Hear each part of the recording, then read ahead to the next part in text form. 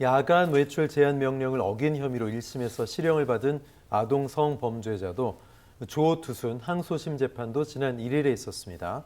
자, 어떤 일로 항소심 재판을 받은 겁니까?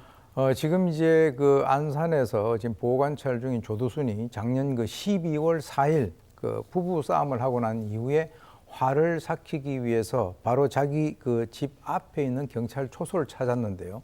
지금 이제 조두순 같은 경우는 밤 9시 이후는 지금 그 외출을 못 하도록 돼 있거든요. 근데 그것을 어기고 40분 동안 무단 외출을 했다는 거죠.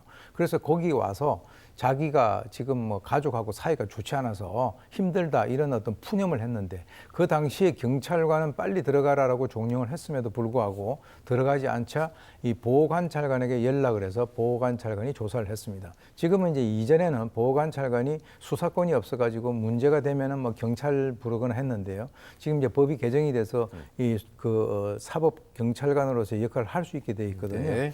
그래서 검찰은 이 사건에 대해서 준수 사항 위반 행위는 사회 질서를 유지하거나 또는 그 법질서 확립을 위한 최소한의 가이드라인인데 그것을 위반해서 죄질이 상당히 나쁘다라고 해서 1심에서는 징역 1년을 구형을 했고요. 그리고 이제 징역 3개월이 선고가 됐습니다. 그런데 이 조두순이 형이 너무 무겁다고 항소를 했고 검찰도 지금 현재 항소를 한 상태입니다. 네, 근데 항소심 최후 결심 공판에서 조두순이 법정에서 20분 동안 횡설수설했다고요? 어떤 얘기를 했답니까? 일단 뭐 잘 안 들린다라고 해서 뭐 헤드셋을 달라라고 해서 그걸 갖다가 끼고 있었던 그런 사항도 있었고요. 그 다음에 이제 좀 횡설수설한 것에 있어서의 백미는 경찰을 향해서 내가 뭐 죄인이냐 이런 얘기를 갖다 했습니다. 그리고 자기는 단지 초소에 있는 경찰관에게 상담을 하러 갔을 뿐이다라고 얘기를 하면서 네.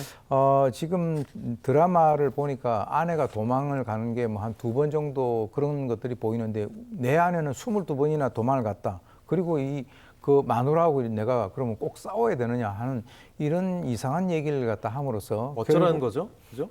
그러니까요. 예. 그래서 이제 재판장이 조두순의 추가 발언을 제지를 하면서 이 상황이 정리가 됐다라고 하니까 일반인들의 시각에서 봤을 때는 조두순이 아직도 정신을 못 차리고 있다 이렇게밖에 빛을 줄 수 없습니다. 지금 정신을 못 차리고 있다고 말씀하셨는데 이 횡설수설 최후 진술을 보면은 진짜 정신 감정이 필요한 상태가 아닌가 생각이 드는데 전문가 입장에선 교수님 어떻게 보세요? 글쎄요, 이제 횡설수설 하는 데는 여러 가지 이유가 네. 있었을 것으로 봅니다. 이제 제가 봤을 때는 말이죠, 자기 행위 자체에 대해 가지고 그렇게 죄가 되지 않는다라고 본인 스스로가 판단을 한 것에 대해서는 이런 거죠. 전가가 이제 뭐 18범, 19범 되지 않습니까? 예. 그러니까 이전에 다른 사람을 뭐 성폭행을 하거나 또는 뭐 살해하거나 이런 것들에 비하면 자기는 경찰관에게 찾아갔다라고 하는 그 사실, 뭐 불과 한 40분 정도밖에 뭐 이렇게 시간이 뭐 경과하지는 않았지만 멀리 간 것도 예. 아니고 집 앞에 있었는데 이게 뭐가 죄가 되느냐라고 네네. 실제로 자기 기준으로 보면은 틀린 게 아닐 수도 있어요. 예. 그런데 중요한 것은 다른 사람을 공격하거나 폭력을 사용한 것에 비해서는 이거는 죄가 아니다 이렇게 생각을 할 수 있는데 정신감정까지는 갈 필요가 없다라고 하는 것이 저희 개인적인 생각입니다. 근데 궁금한 건요, 교수님. 어쨌든 이 조두순이 40분 동안 무단 외출을 밤에 한 거잖아요. 그렇습니다. 그 상황에서 어떤 위험한 일이 혹시 벌어질 수도 있는 건데 그거를 즉각 경찰 당국이 파악을 하고 제지를 하거나 어떻게 할 수 있는 그런 물리력을 강제할 수 있는 방법은 없습니까?